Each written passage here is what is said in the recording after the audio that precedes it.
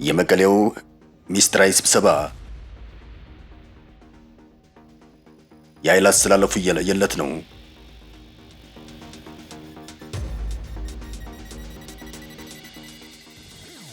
የኤርትራና የህወሓት ጽምዶ የተሰኘው ጥምረት ገፍቶ እየመጣ ይመስላል።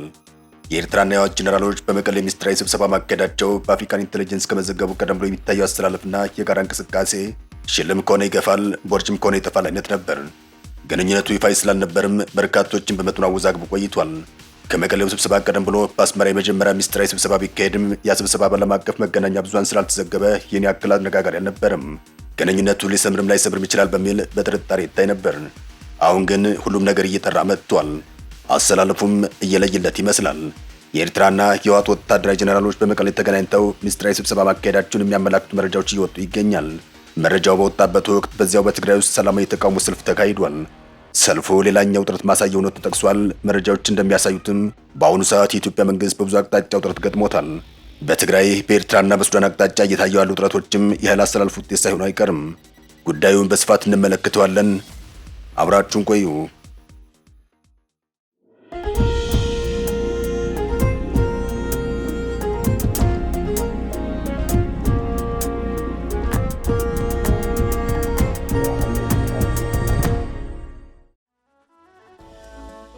ሰዎቹ እየመጡ ነው።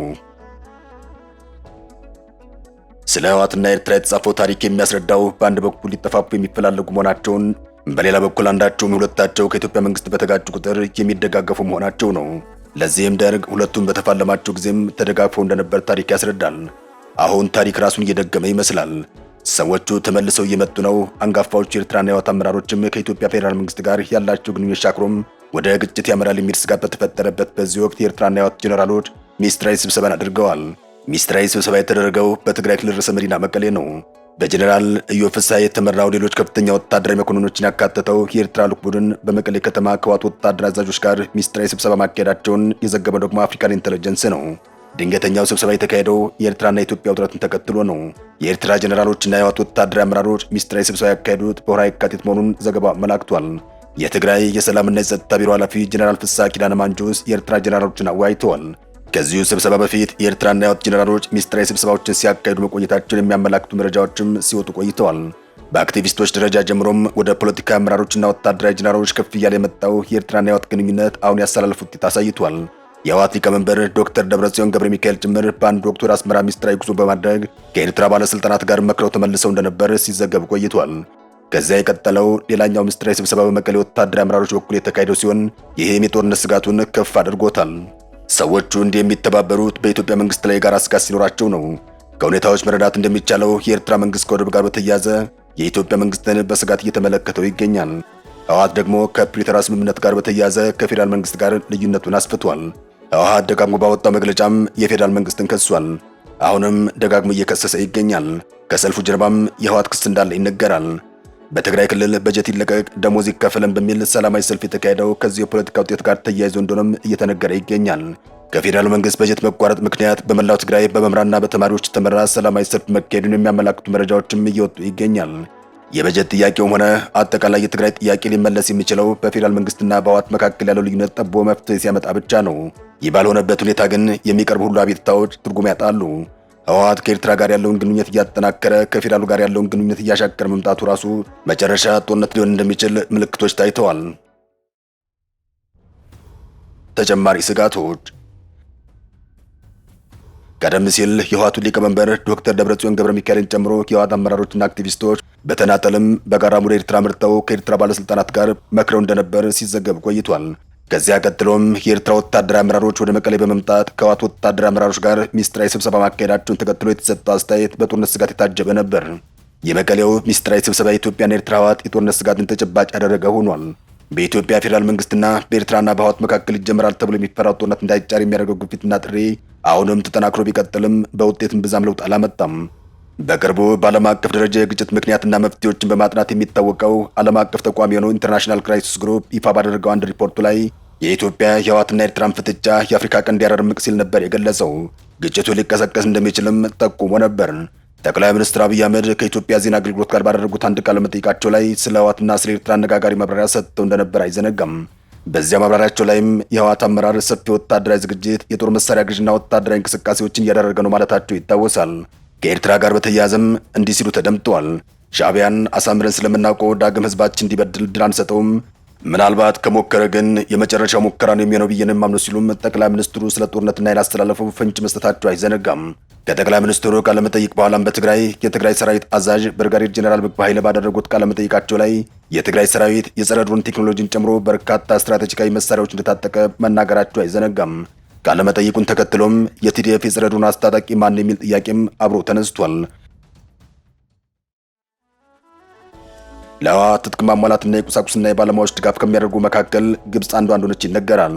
ግብጽ ከታላቁ የኢትዮጵያ ህዳሴ ግድብ ጋር በተያያዘ ኢትዮጵያን ለመክበብ በምታደርገው ጥረት በምትሸርበው ሴራም እንዲህ ያሉ አጋጣሚዎችን አታልፍም። ከኤርትራና ከሱዳን ጦር ጋርም ሰልፏን አጠናክራለች። ኢትዮጵያን አሰላለፍ ታሳቢ በማድረግ በሚመስል መልኩ አሰላለፏን እያሳየች ይገኛል። ኢትዮጵያ ከተባበሩት አረብ ኤሚሬትስ ጋር አሰላለፏን አጠናክራ ታይታለች። በሌላ በኩል ሳውዲ አረቢያ ከኤርትራ ጋር ወዳጅ ሆና ብቅ ብላለች። ሳውዲ በእርግጥ ለኢትዮጵያ ወዳጅ ሀገር ናት። ለዚህም ይመስላል በማደራደር ሚናዋ ቀጠለችው። ሳውዲ በኢትዮጵያና በኤርትራ መካከል ማደራደሯን ስታጠናክር በመካከለኛው ምስራቅ ጦርነት ተቀሰቀሰ። ጦርነቱ ሌላ አሰላለፍ እያመጣ ይገኛል።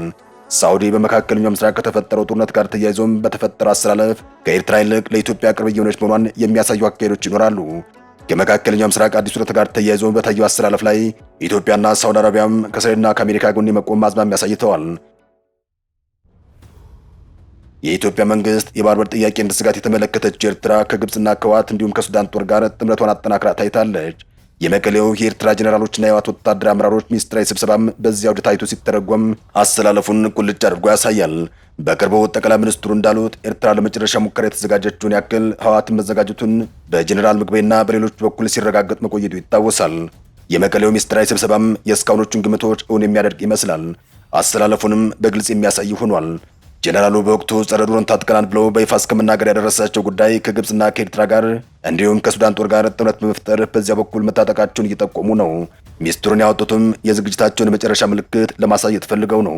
በአሁኑ ወቅት ኢትዮጵያ ውጥረት ውስጥ የገባችውም በዚህ መልኩ ነው። በመቀሌም ሆነ በህዳሴ ግድብ አቅጣጫ የሚታየውን ውጥረት በአጠቃላይ የኃይል አስተላለፍ ውጤቱ ነው ይገለጻል። በተለይ በግድቡ አቅጣጫ ውጥረቱ እየጨመረ መጥቷል። ከዚህ ውጥረት ጀርባም ካይሮን ጨምሮ ሌሎች ኃይሎች እንደሚኖሩ ይገመታል። አሰላለፉ በባለስልጣናቱ ክስ ይታወቃል።